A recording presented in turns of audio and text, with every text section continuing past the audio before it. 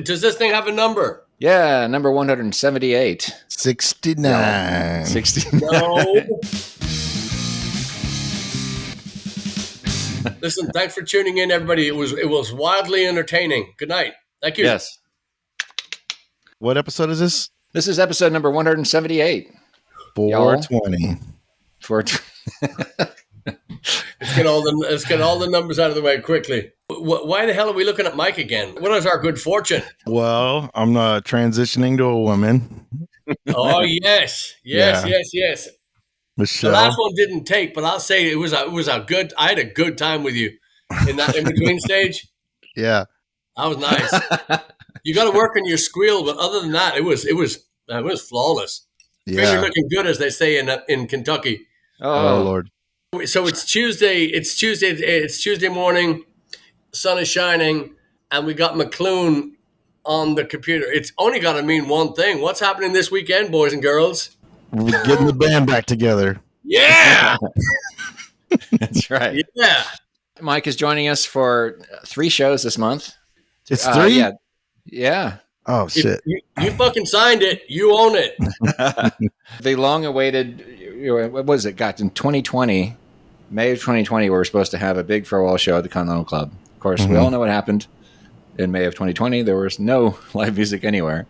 Yep. So this Saturday... Rest in peace, Kobe. No, Friday, sorry, July 15th in Houston at the Continental Club. Mike will be playing drums with us at long last. And then again the next night in College Station at O'Bannon's Taphouse. Yes. And then the following Thursday at T-Bone Tom's and Kemah, y'all. T-Bone Tizzle. T-Bone Tizzle. Chemotherapy. Yeah. And also at all 3 of these shows, we're going to have Chris Buckley on fiddle. Baby Bucks. So we literally are getting the band back together. This is the old 2009, 2010 lineup. Riding again. Yeah, the famous Live in Texas lineup. Yes, exactly. Hashtag gluten-free. Hashtag pour some gluten on me. Gluten Airport. Rushed album. Yeah. Yeah, no, it's exciting. I've had, it seems like I've at least been able to get 1 gig in a year since I left. We did the firefighter benefit in 2020. 2021, we barely sneaked a Kemah gig in at the end of the year, I think in December-ish. That's right. Yeah. And then now 2022 making an appearance. So it's really exciting, and especially how everything lined up because I am so busy with tending to children and tending to HEB. So just everything kind of lined up perfectly. In July, the kids are out of town camping, so I'm kid free for the month, and it just kind of worked out. And I think I called Patrick, hey, how you doing? When I heard the news, and I just said, hey, look, I know I can't help, long term or much, but just this is what I could do is help out a little, So luckily it worked out anyways, and we practiced the other day. It was really fun. It's so I don't know how it is for you guys because it's probably different, but for me, it's just stuff that I haven't even thought about in years, and even like, it's just weird. Certain songs I have like flashbacks to, whatever different places we played them at. And it's really crazy, Yeah. And it was fun. It felt really good to play again. And even like working on some of the new stuff that you guys have, that was really cool too. To just try it out. And it felt like, we played a lot together. So it felt like old times to just like, we have bands when you've played together for a long time, you have that like unspoken communication, of like, so the subtle hints. Yeah. The subtle hints are great. So for those that are listening to the audio, you're missing out on my faces, but on the gestures. Yeah. How many, Mike, if you had to guess, maybe you actually know the real number. How many shows do you think you've played with Blaggards over those 11 years? I would say like over 1,000 for sure. Because there was at our best, I know there was a couple years where we hit 150 shows a year for several years in a row. Yeah. So if it had been 150 the whole time, that would be like over, Easily, 1,500 shows. So easily over 1,000. I agree. I would say like, maybe 1,200 something shows that we played together, which is a lot. It is. It's insane to just even try to process that, Yeah. Can you remember any shows where we were good? Any of them?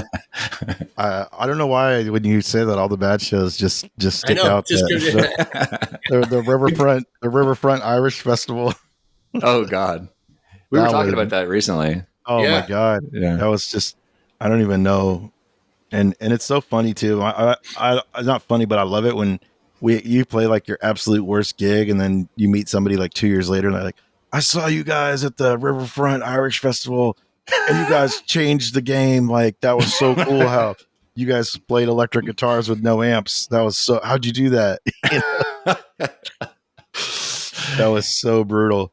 But no, I mean, tons of good shows, all-time highlight would probably be Bibber McGee's in Dublin on the first Ireland tour. That always stands out as like a really cool show. Probably my favorite in Ireland. King's Head Halloween show was epic. When I didn't have the cymbals, and then the cymbals showed up. Right. Can you give us a sample of? Can you give us a sample of a crash without having any cymbals? Can you give us a little? Yeah, it's just a. Psh, psh. Oh, nice. That sounds like a Zildjian to me. Am I wrong? No, you're not. Zildjian for life. Yeah. And then, ting, ting, ting, ting, ting, ting. The ride. Got it. Nice. Yeah. Tasty hats. That was. Yeah, so I mean, the Ireland trips always stand out. Some of the shows on the road, like when we played at was it the Field in San Diego? Yes. On top of the bar. Yeah, and we had no idea what we were in for, and then there was that huge convention in town, the nerd convention. Not Comic-Con, guys, not San Diego Comic-Con, the real nerd convention, the Cisco router convention. Oh yeah, okay. Yeah, that show was really cool, really fun. Man, the bad ones just keep coming to mind. What's another bad one? Yonkers. One of the ones where I mean, Yonkers was just hilariously bad because we just didn't stop. Yeah. And but Oklahoma City, the Sherlocks in Oklahoma City, I was questioning my life choices at that one. That was when we had to set up behind the screen, and the owner was like, "We got to wait till the Dallas Cowboys Sunday night football game is off or over before you start playing." And he was the only Dallas Cowboys fan in Oklahoma City, the only one that cared. Like, nobody there wanted to see the game, and we're set up behind this stupid screen and our first time playing in Oklahoma, and the people from Oklahoma that came to see us, and on and on and on. It's just yeah. And also it was the end of like a tour, so it was like our last show. After the show, we were going home, and I think we were on the end of like 3 weeks on the road. That was a really brutal, that was a long tour, bad gig. But there was some really good shows too, or just good hangs, like the Unity Main, the pizza after the show, and how cold it was, and that staying at the college, that was just so fun. They had a venue that was more set up for like theater troops, so it had upstairs. It was like a proper stage with like stadium style seating and stuff, but upstairs they had enough bunk beds for probably 20 people for like a cast of a theater production that would be traveling. And so we got to stay there, and Chris Buckley had a bed for each of his legs, and one for each of his feet. He only has one leg. Are you making fun of him? One of the things that was kind of surreal about that show was, we had the whole the top floor of that museum or whatever it was that the theater was attached to, where we slept. But we kind of had to run of the whole place. I remember going down a couple of times to get water or something, and being in the museum with all the lights down and everything at night when there's nobody else there. It was kind of weird, but it was cool. So it was a lot of fun. Yeah. And I just remember how it was Maine, so it was cold outside, and, you know, like you could see it was cold, but not too cold, you know, so you see your breath. And we walked down the street and there's like that little local pizza shop. And, you know, sometimes like, and I think it was attached to like a gas station, you know, or something. And you like walked through the door at the side of the gas station and got a pizza. And it was just, I don't know. That was a really fun show. It was, and that hanging out at the bar too was cool. It was just us, the sound guy, whose name I forgot, that really cool dude who ran sound for us. Trey. And then there are 3 friends of ours from Portland, Maine, who had driven up, who had seen us play the night before in Portland. They drove up there to see us. So it was just those 3, the 4 of us, and the sound guy and the bartender. That was it. There's nobody else there. That was also the first night I had Shipyard Pumpkinhead Ale, which is a special moment for me. Is that like popular now? Like, I feel like it is, but, or can you get it here? Popular it is, but you can get it here now seasonally. They'll bring it around October or so.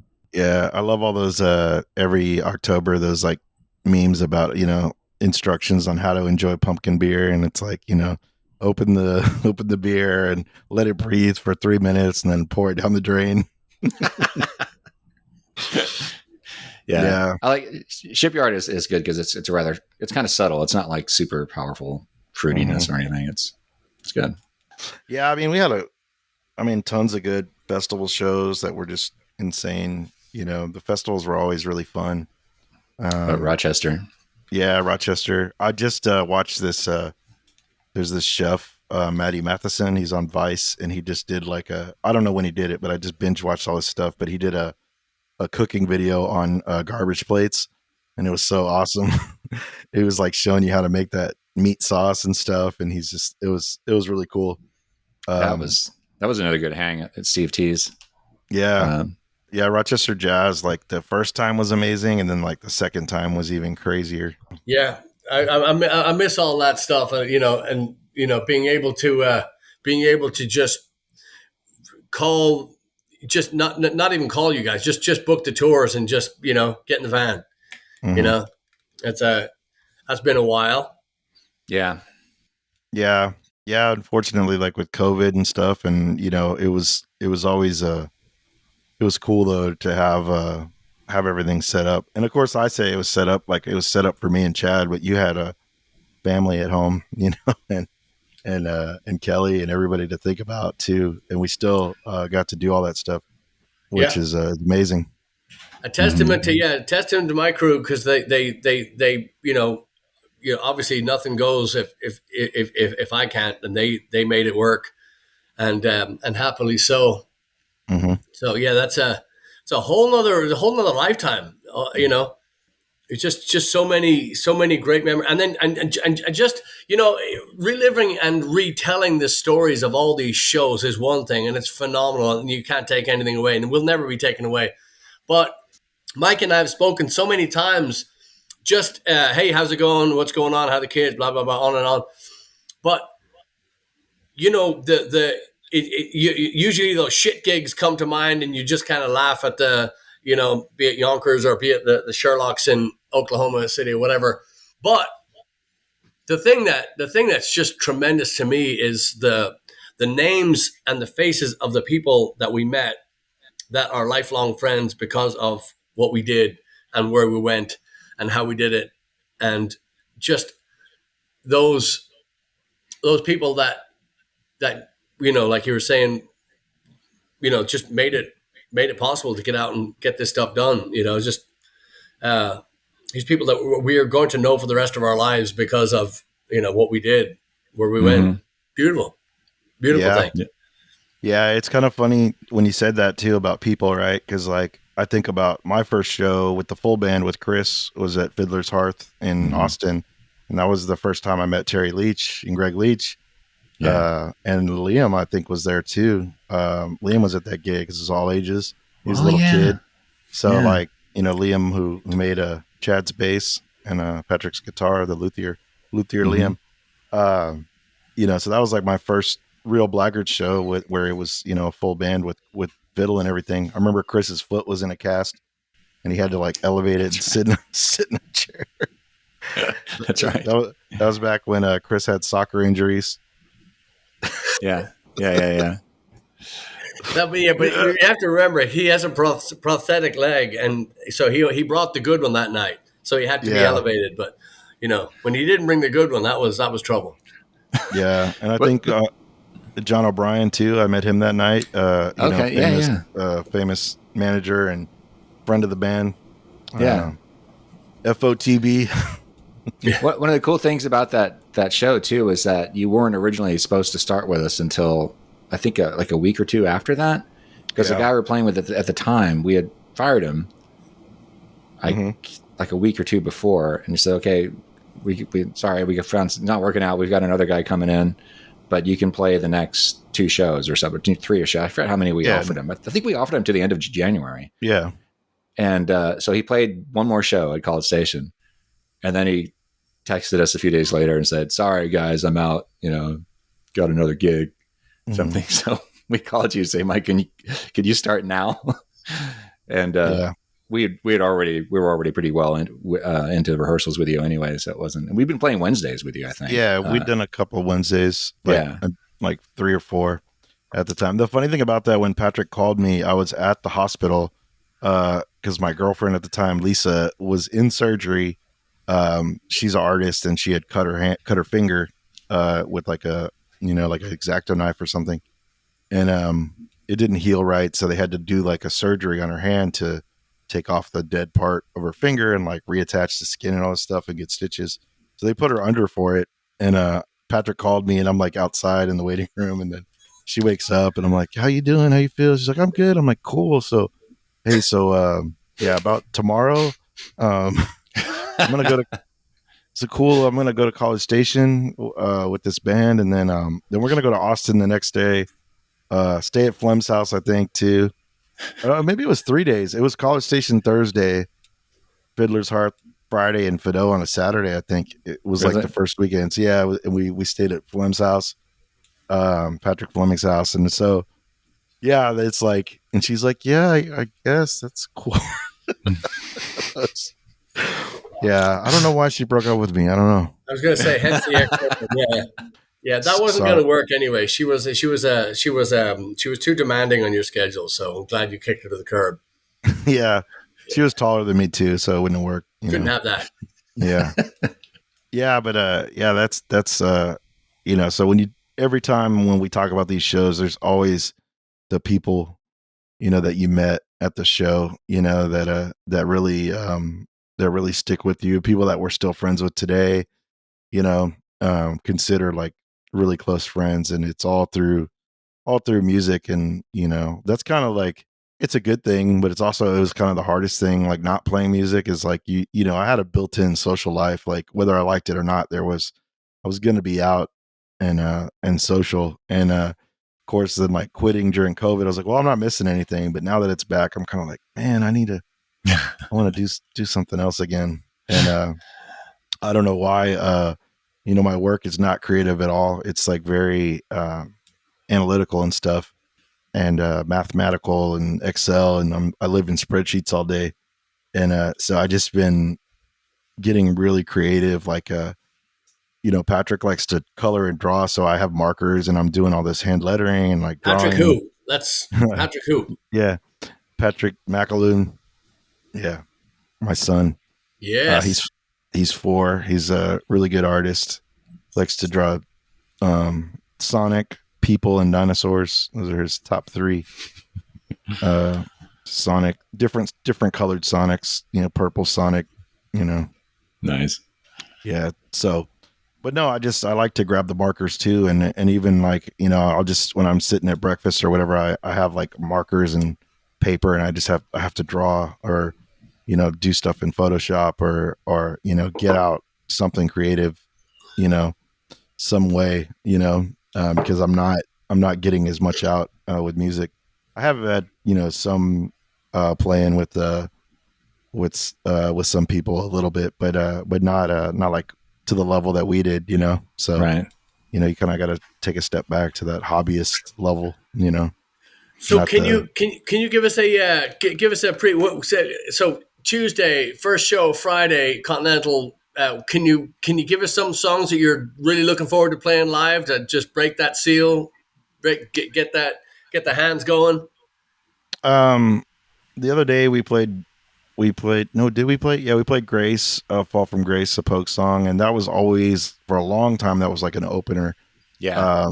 And so and it just feels really good, and I like our version. I think it's very energetic and it's not just about energetic or fast. It's about doing that tight, and when we're all on chugging along, so I like that song. And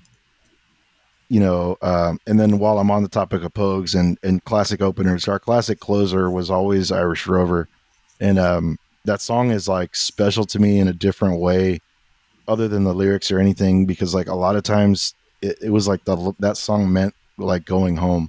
And, so it's like you'd be away and every tour or whatever, or the end of a weekend to close out the night with Irish Rover. Whenever I hear that song, it reminds me of like home and going home, of like, or being gone and coming back. So I really love playing that song. Looking forward to that. Of course, the stuff on Blagmatic, which is available on Blaggards.com and Spotify, and where Cactus Records, where music is sold, and at shows. There's a lot of songs on Blagmatic that I didn't get to play yet, like Sweet 16. I love that. I love how the ending is. It's so tight and cheeky, and like I look forward to getting to play that on a stage. Cool. So I really like that. Segway is fucking hilarious. I remember the first time I heard it when I saw you guys at House of Blues. It was like a 3-piece gig at House of Blues. Oh yeah. And I just randomly had like the night off and kid free, and I just popped in on that House Drink of Blues. of Ages. Drink of Ages podcast. Yeah, that's right. And speaking of people, John Young was there and got to enjoy the show with him. One of our friends that we met through O'Bannon's in College Station, and playing on the radio through, oh man, so many great whatever. But yeah, but anyways, the first time I heard Segway, I pissed my pants. Like I was just fucking, God damn it. Like, and I love the whole song and the whole way it goes. But also, my favorite part now is the double time at the end, when you just, all these just words just falling out, and it's so fucking funny. Now that, because I've listened to it a lot, and you pay attention to what you're actually saying, and it's like, it's just so funny. Because one of our favorite parts for all musicians is when you're playing a song that that people have never heard, and they're faking that they know the words, and they're singing along, and they're just like, yeah, I know what they're saying, and like, and we like literally we'd be debuting a new song, and somebody's there, pints up in the air, like, and I'm like, we've never played this song in public once. Nobody's heard this, and you think you know the lyrics, So that's why Segway's so funny, because if you're not paying attention, you're just like, yeah, fuck, yeah, we're rocking, going down the highway, yeah, and they're not paying attention, and they just, and of course, I know, you have a different intentions with the lyrics, but that's my interpretation, is the just fucking knobs that lip sing. It's funny because there's so many different layers to that one, as far as people understanding what it's really about. As far as there's that like people thinking they know the words and they don't. Mm-hmm. There's other people who think they know what the song's about, but they don't. Because I was curious, because we talked about this on the show before, but we thought it would be funny to name the song Wagon Wheel on the record, even though it has nothing to do with Wagon Wheels or the original song Wagon Wheel. So I don't know if people have really noticed. A lot of people didn't really talk to us about the song. Yeah. Except, people who were familiar, or, our closest fans who noticed when we first started playing it. And so I had posted, it's like, what do you guys, I put it on Instagram and Facebook. What do you guys think? What do you guys think this song is about? I didn't say segue. I said track number something on whatever the track number is on the record. And surprisingly, only maybe 5 people got it right out of the 30, 20 people. I don't know, 25 people who responded on each post. People were saying, I think it's about being on the road. And, no. It's kind of funny because some people, I don't know if they know what a segue is. That's part of the problem, or they may not understand the lyrics. You know what I mean? So that was a big mess up too when it went to Europe, because yes, they have them in Europe because they do have overweight mall cops, and they have to get around. But it is stunning to hear what people their take on it. But again, now in retrospect, it's not funny to call it Wagon Wheel. I think Wagon Wheel is one of the worst songs making its way around, the planet, which we might just do a kill tonight. But it's so nonsensical, and it was made. I'm sure whoever wrote it is enjoying the money it made, but it's still what price is your song? I can't take it, and then. But now it's fun to play it because it was, and again, without beating it to death, I started to write it for all of our good friend BT, and that was going to be his song, but it was going to be a little bit more, tongue in cheek, a little bit more, silly, but then. It ended up, we've talked about this too, but songs end up taking on a life of their own. You can't really get away, you can if you want to, but the song where it took me when we started playing it was here, and I stayed with the silly, innuendo and, just lyrics that did not really mean it, but they did to me, but the average listener wouldn't be able to get, and especially when you're going in expecting to hear "Rock Me Baby Like a Wagon Wheel," any way you feel, rock me. Shut the fuck up. So anyway, but that's cool. Yeah, these songs became part of our DNA on the road. I mean, we just played them so often. Some of these songs we played more than the people that wrote them. Yeah, I'm sure that's true. Yeah. There's a lot. There's a lot that I mean, people Absolutely. would be, people I think would be shocked at the amount of times that we played some of these B-sides, from bands that, didn't last 10 years, Well, certainly the Shane McGowan solo and the Pope stuff that we play, you know, I don't know how often the Popes have toured, but they're not together now, I don't think. No, they haven't. Well, Mad Dog had a stroke. That's right. So they weren't. They were defunct. They've been defunct for 10 plus years, I'm guessing. So, and that's kind of I was going to say that I for people who aren't familiar with the Popes, if you want to really dig into something that's been like a huge influence on this band, listen to Holloway Boulevard, which is I think it's not the only album they put out, right? They've got others, but that's the one they did without Shane. I think Shane maybe co-wrote some of the stuff on it, maybe, but it's all just the Popes, and we've covered a lot of the stuff on that record. Some of them we don't do anymore, but it's great stuff. But anyway, very underrated. Yeah. Good stuff indeed. I saw Spider Stacy has a tour, Spider Stacy in the Bayou somethings. Coit O'Riordan, they're touring together. Purgatory. Yeah. Yeah, they're coming to Houston in September. I'm looking forward to that. Yeah, I'll have to check out the calendar.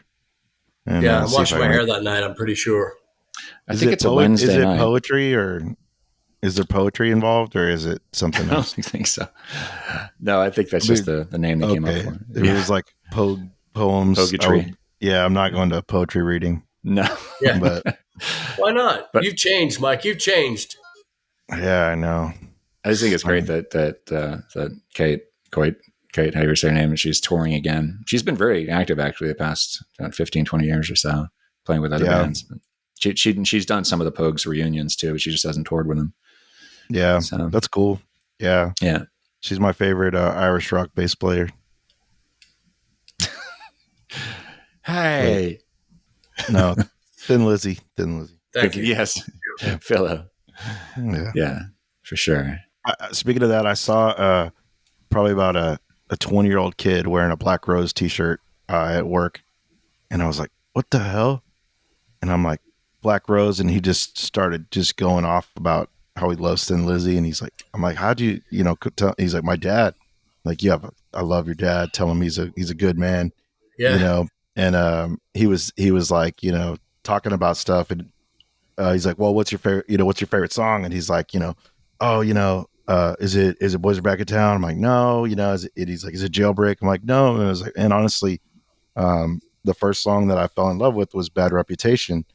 And so I was telling him, my first time hearing Thin Lizzy was, we lived in Arizona, and we had these neighbors. They were bikers, and they had I don't even think they had kids, but they had like these kids that lived with them in their house, and they had it was the 80s. So they had like a half pipe in the backyard, like a skateboard half pipe, and they just had a stereo, and they would have these mixtapes, and that's where I learned, where I heard it, like hard rock for the first time. So they would listen to a lot of Sabbath, Jimi Hendrix,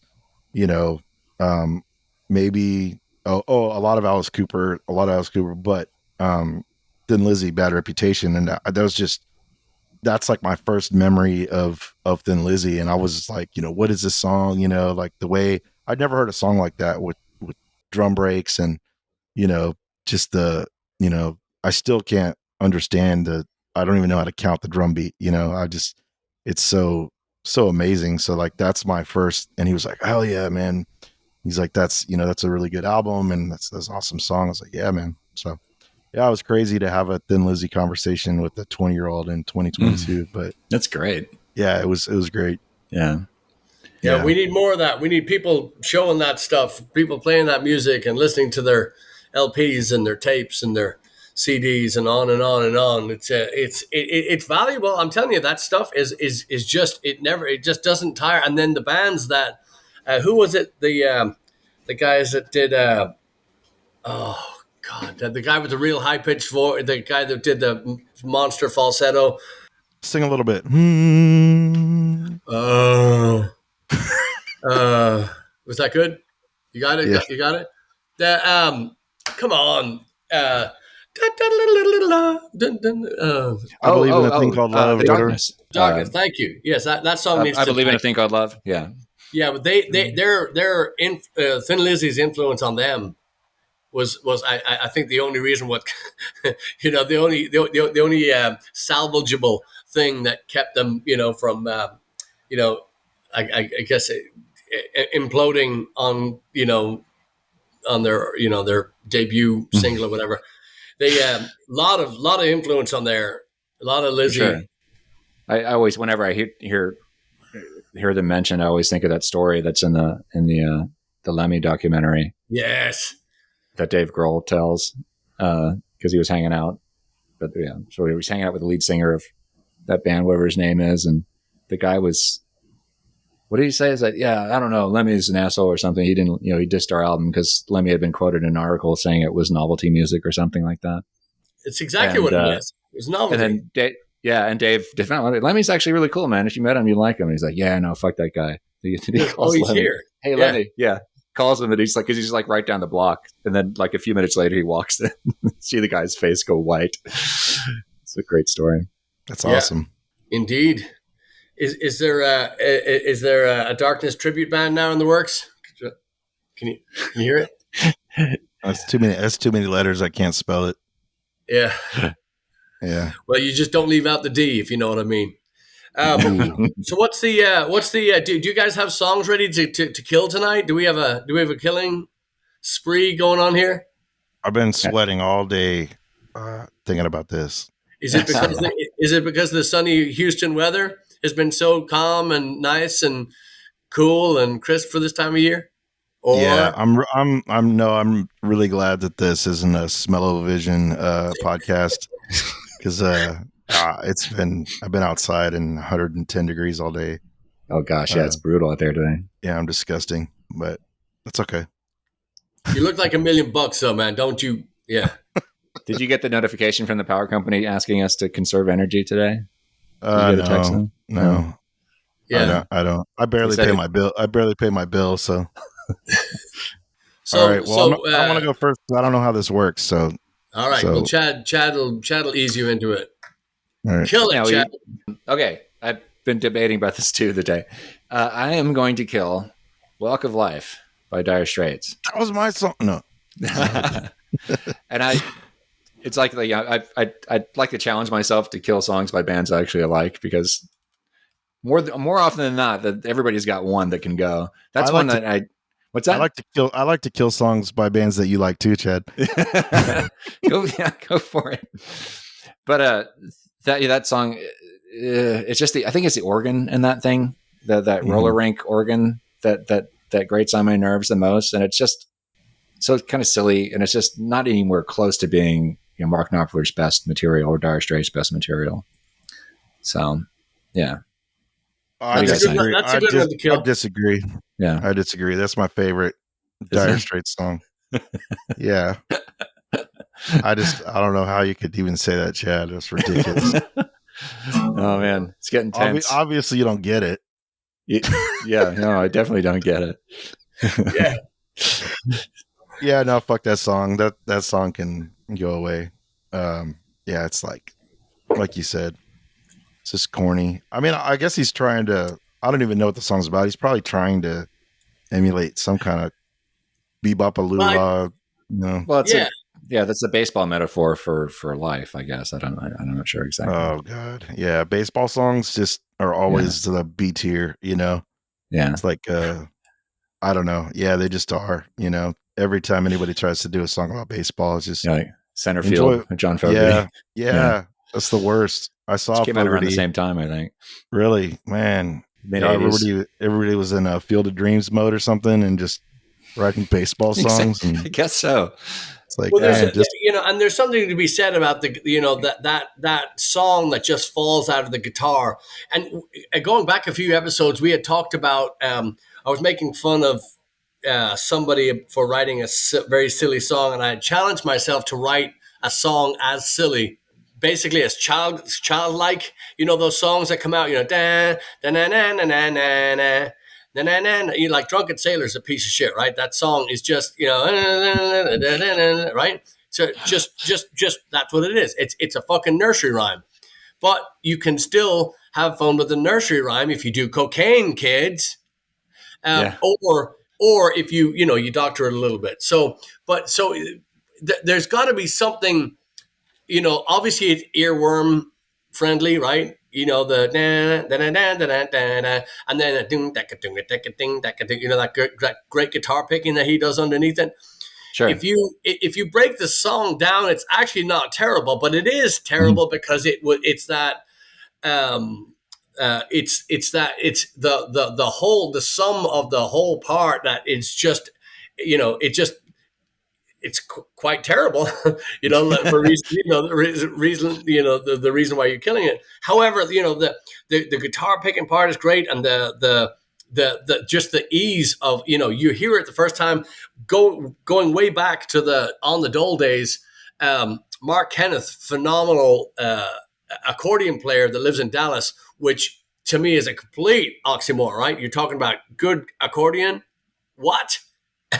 Dallas, what? And a Scotsman. Come on.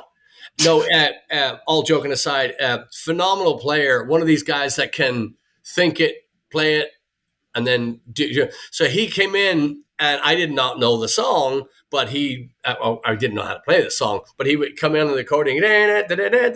So I just played along with it. Next thing you know, we're playing that song, and it sounds just like that fucking song.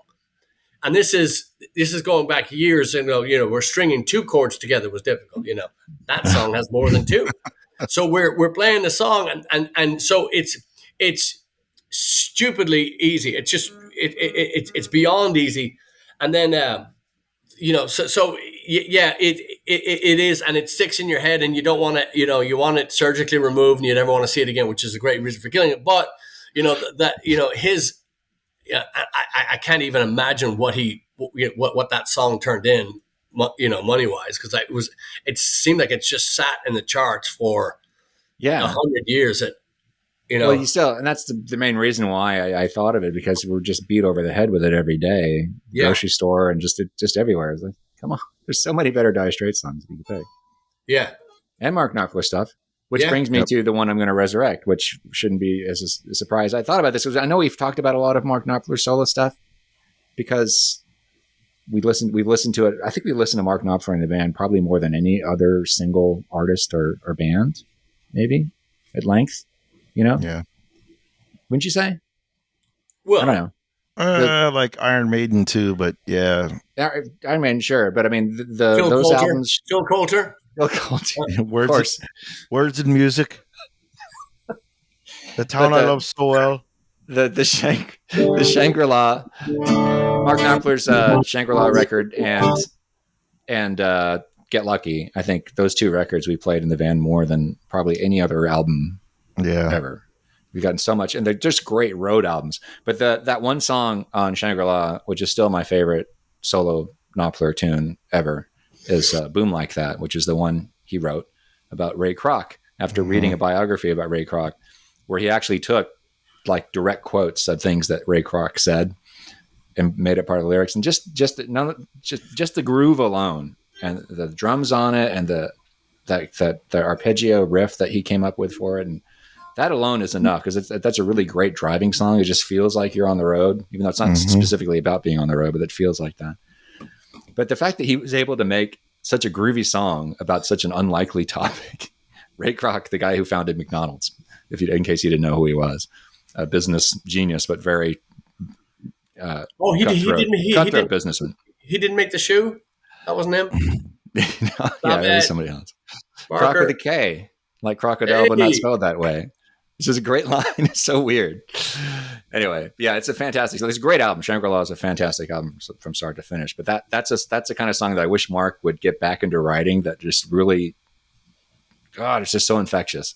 You were listening to, was it Kill for Crimson? Is that Kill to Get Crimson? Yeah, Kill to Get Crimson. Yeah, and a lot of it's still great, but it's like really laid back, sort of atmospheric stuff he's doing now, compared to just that really catchy stuff he was doing on that record. But anyway, and people look over they overlook a lot of the time. They'll miss the tongue in cheek and the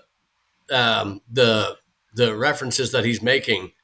A lot of people will overlook that on his thing, which is kind of the genius of his songwriting ability. He's got a wicked sense of humor, but he's also so good at burying that stuff. Yeah. Well, it's not on this. Sailing to Philadelphia is a record before that, I think. I can't remember what order they came out in, but there's a lot of that album, and a lot of them the songs are like based on books that he's read or biographies that he's read. There's Ray Kroc. There's what's it? The one that's Sailing to Philadelphia is about the Mason and Dixon and the Mason Dixon line. With James Taylor, that fucking heavy metal wizard. Yeah. Or what'd you call him? Mopey Dick is what you call him a couple of shows ago. And the one about Sonny Liston, which is also on Shangri-La, which is absolutely gorgeous. Blues. Yeah. So I played on a dobro, I think, or I forget, a steel guitar or dobro. Anyway. Yeah, he's brilliant. I wish I could write songs like that. It's just fantastic. Get to work. Yeah. So, Mike, you want to kill one? Yeah. I'm gonna kill a song from one of Chad's favorite bands. Go for it. All right. So my kill song is going to be Violent Femmes, Blister in the Sun. That's not one of my favorite bands. I know, but just when I think about songs I want to kill, it's just when the fucking college kid with the acoustic guitar and just like, yeah, man, we're at the party and just, and it's like, shut the fuck up. Like, yeah, that's just, everybody should get punched like right when instead of claps. Yeah, just. I hate that. This doesn't matter. This is still acceptable. Yeah. This just shows you how deserving the song is of being killed. We've already had somebody kill the song. Nice. Heidi's going to kick your ass now because she gets really territorial. So I'm just saying, next time you see Heidi Riggs, she's going to have a bow up your ass. That's awesome. That's awesome. Yeah, she is. No, she is. That was, and when you said that, I was like, yes, she's going to be so happy. She's going to be so Yeah. happy because she hates that song. Yeah. Yeah. I just, and, there's so many better Violent Femme songs, Really? Really? yeah, than that. Yeah. I mean, Gone Yeah. Daddy Gone, it's my favorite vibraphone use in a song. American music, like they have other songs that are way better than that. It's just the song is so overdone. But I guess I'm deflated because Heidi, I knew I was gonna like go somewhere where somebody had already killed it, but that's okay. Yeah. Yeah. Well, So yeah, I'm killing that song, and then man, let me. I had a couple that I wanted to bring back, so I didn't know how you guys did it. If it was like a new song or an old song or anything. anything. Yeah, I guess the song that I'm bringing back that I think probably this song I'm sure nobody has thought is a Jimi Hendrix song called Easy Rider, and it's not Oh. on. It's not on. I think it was on the Easy Rider soundtrack or something. So it wasn't ever on like any of the mega compilations or like the huge Jimi Hendrix hits. And it's for a drummer, like it's one of the most drum heavy Hendrix songs, just with crazy solos and fills all over the song, and it has like a really cool. The guitar solos are like I think they were recorded backwards or something, so they're not even Sense. yeah, they don't even make sense to Yeah. the song. They're like secondary, like of just this. We got like backwards guitar solos going in the background, so kind of like Bad Reputation. That song has that. It just reminds me of skateboarding in the '80s, and everybody thinks of like in the '80s that everybody's listening to Black Flag, and no, it was people were listening to Jimi Hendrix and Thin Lizzy and stuff like that. And I just so that song is just I think it's a B-side because of it's probably in some limbo of being a soundtrack song.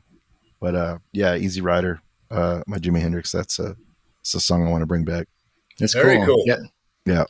Yeah, Very cool. it doesn't surprise me that there's probably a lot of Hendrix stuff that got buried just because people tend to focus on Purple Haze, obviously, and Little Wing, and let's start with I guess Voodoo Dead Child, House. and Yeah. there's probably like 5 songs that most people know by Hendrix, but then there's like all this other stuff that's just that you never hear. But, and I think a lot of people experienced Jimi Hendrix through like those freaking CD mailaways where you'd sign up with your cousin's name and get 15 free CDs from BMI, and that was it. So everybody just had the greatest hits compilations and stuff like that. Nobody really and like Jimi Hendrix fans are like guitar people, and they just dig into like these super hits, and it's not like Beatles fans where they go dig out all these B-sides and demos and stuff like that. So, I mean, there are obviously, I'm sure. I'm not in the Jimi Hendrix scene. I just, I think that's like a underrated classic rock song that should be up there with, like that. I'd rather listen to that song than Deep Purple or something, for a biker song. Like it's better, So Yeah. that's my choice. Very cool. What about you, Patrick?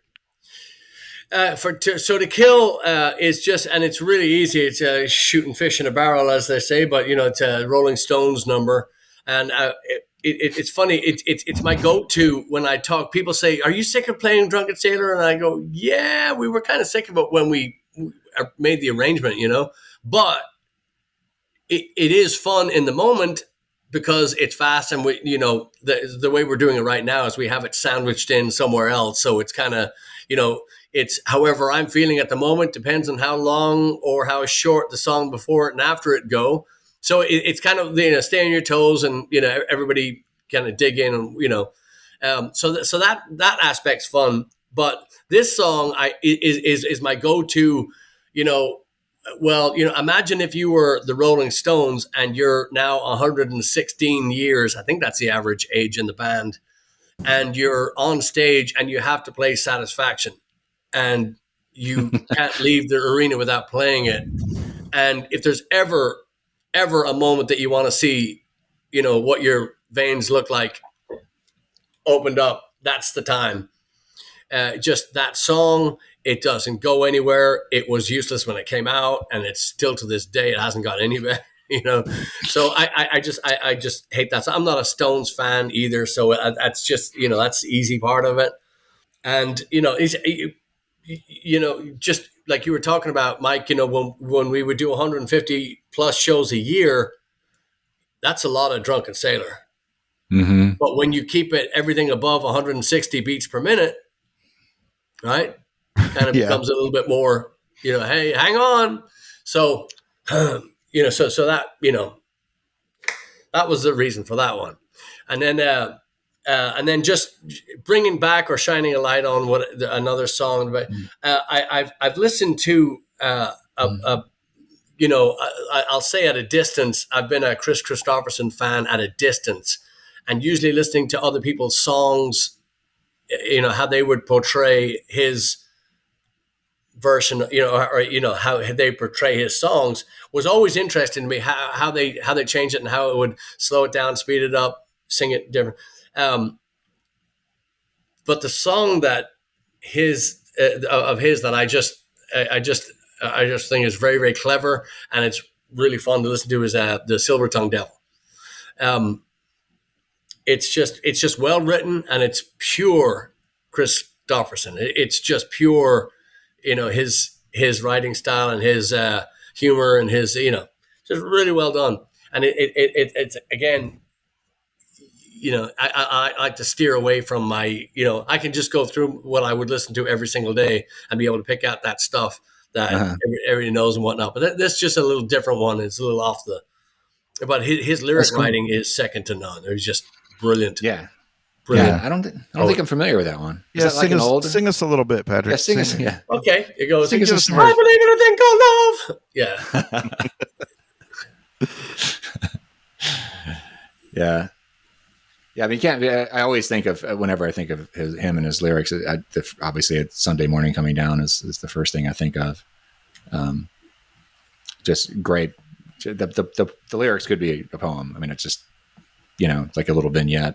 It's great writing. Yeah, he's one of the best writers. But I mean, I think he's just so funny, and he always had like a tongue in cheek on in almost everything that I can think of. Mm-hmm. So and people don't know he wrote "Blister in the Sun." Did you know? Did you guys know that? Mike, did you ever cover "Blister in the Sun" in any of the bands you were in? No. Oh, yeah. I mean, I don't know. Oh, come on! I'm sure somebody played the intro, and we, did the intro hat, and that was probably it. I'm sure that's happened on stage, but never played the whole song. Yeah. Never went into the thing, Good. Well, we did in the change. Oh, nice. Yeah. Don't tell Heidi. Heidi Riggs, look away, look away, look away, Dixieland. A Femmes tribute song. Yeah.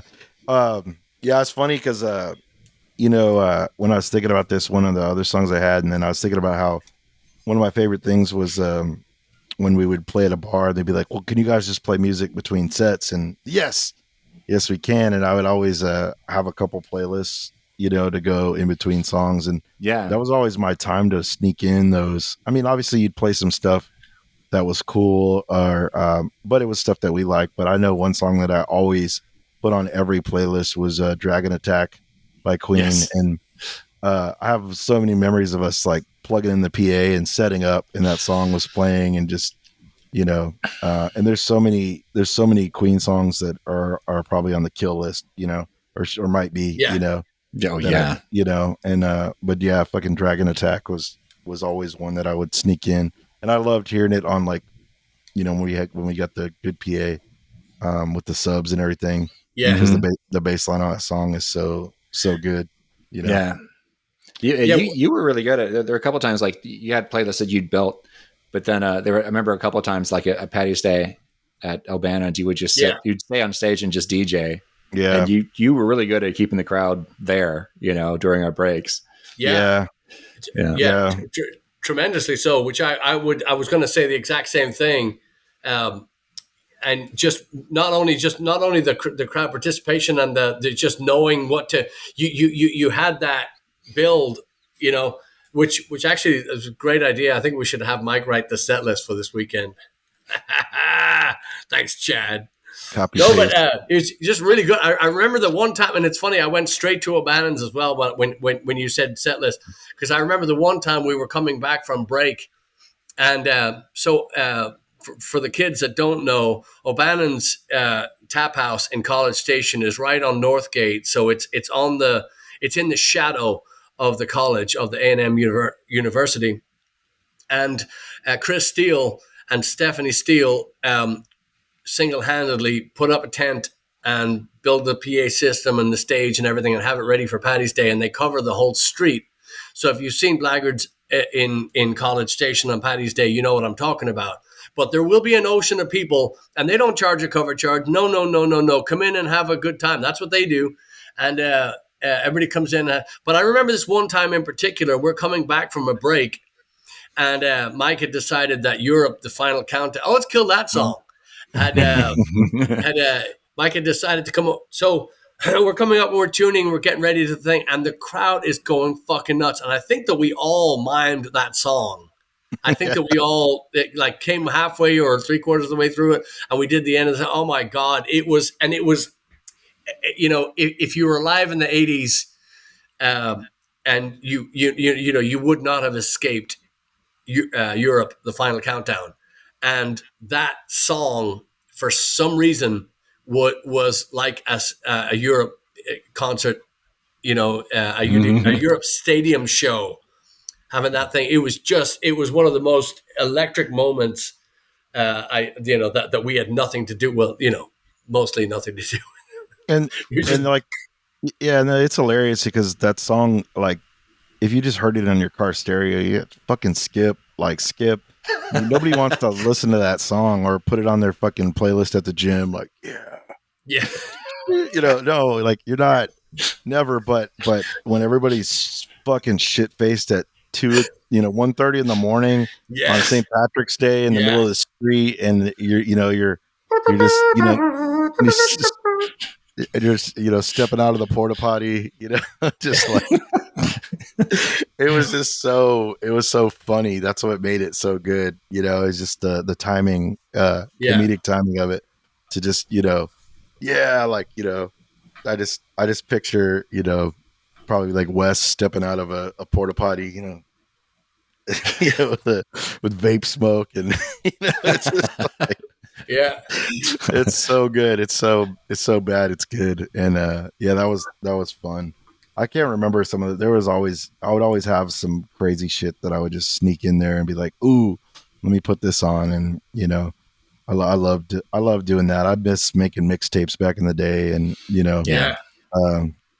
I still like to, people nowadays are like just shuffling or letting Spotify make their list. So I still like to curate, my little lists and what song goes into what, good, and kind of mixing it up. But it's great when you have an audience in mind of you're like, okay, we're playing for 20 somethings, but it's also Blaggards and it's Irish, but it's not. And it's, I would have, whole lists. I think I remember sometimes at Fiddle, I would have these like, these lists that were like, I would just purposely put like an all English band playlist, just like, to, put like Stone Roses and, the Kinks and, just like all these, Bowie and stuff like that, Beatles. I like that because it's like we already playing the Irish music, so you don't need the fiddly diddly, but the adjacent, and it reminds me of stuff that you hear in pubs anyways. So I love doing stuff like that too. Mm-hmm. Yeah, very fun, very, very fun. We're going to be Friday, so today's Tuesday. So this Friday, we're going to be at the Continental Club with a rockabilly band out of Dallas, Texas, y'all. Penny and the Flamethrowers. Rockabilly, killer sound, and just good friends of ours too. Please get there early. If you've not got your tickets, I would get them now because it's going to be a good night. You don't want to miss it. Mm-hmm. And then Saturday, we're going back to College Station, which we have not been in. This lineup has not been there in a long time. So if you're even close, I would, get yourself a good Aggie hotel room and, come up and join us. And then the following Thursday, we're going to be at T-Bone Tom's in Kemah on the boardwalk. And just FYI too, so last Saturday I was supposed to be up in doing a solo acoustic show in Little Rock, Arkansas at the Hibernian Tavern. They had a COVID case or two on the Friday night. They called in the Saturday. So as I was driving up to Arkansas, they canceled the show. So it's now been rescheduled for next Saturday. So not this coming Saturday, the 23rd of July. So if you are in the Little Rock area, we're gonna have a little acoustic show for you. And Jerry has waived the cover charge because he loves you and he wants you to drink a lot and drive home fast. His words, not mine. And so it's just a lot of stuff going on, and we're just we're thrilled. I hope you're all happy to see young Mike McAloon right there. So a joy to get together with him last week, and really looking forward to hitting the stage again with him and breaking bread, breaking sweat, breaking legs. Yeah, don't miss it. This is. I'm looking forward to seeing everybody there. It's. I have a feeling we're going to see a lot of familiar faces at these shows. So it's gonna be really cool. Yeah, that's gonna be good. Hopefully, it's not too short notice. But if it is, I know we'll do it again. There'll always, be something coming around. But I'm thrilled that it's Buckley and like really, it's not some venue that I never played before. It's like three of classics, of our favorite, favorite local venues of Continental Club, O'Bannon's, and T-Bone Tom's. Next Thursday. I can't wait. Yeah, it's gonna be great. Not to be a downer, but I'm going to bring it way down, and I just want to. Mike, you met him. Chad, you met him. Good friend of mine, good friend of ours. Barrie Dunphy passed away. What day is it today? Tuesday? Friday? Yeah. That's when you got the news, anyway. Yeah, Friday. Thank you, Chad. Yeah. So, dear friend, long time. Known him for a long time, and good friend of the band. We met him, anyway, and just so many memories, and so many people that involved, that know him, and so just dedicate this, to Barrie Dunphy, and gone way too soon, and we're just gonna miss him. Yeah, well, that's terrible news, but man, time is precious, life is precious, man. And we've had too many of these conversations, about people, and it's so just see your friends when you can, tell them you love them. Call your mother. Yeah. Be nice to each other, for fuck's sake. Yep, world peace. Yeah, let's have some. But yeah, I just I hate even mentioning it, but it was so sudden, and he was healthy as a horse, and obviously he wasn't, but I mean, he was feeling great that day. Went out and played golf. Heart attack on the way home. 2 beautiful children, beautiful wife. And commiserating with friends online. Because everybody's so far away. It's just it's heartbreaking because nobody knew. And then now and. It's like Mike says, it's time is precious. So just be careful, everybody. And thanks for listening. And can't wait to see you all soon. Raise a glass. And Mike, thanks for coming in. Lovely having you. Anytime. Yeah. Thank you guys for having me. We'll do it again. Indeed. Yeah. Yes, we will. Cheers, you all. Cheers, all right.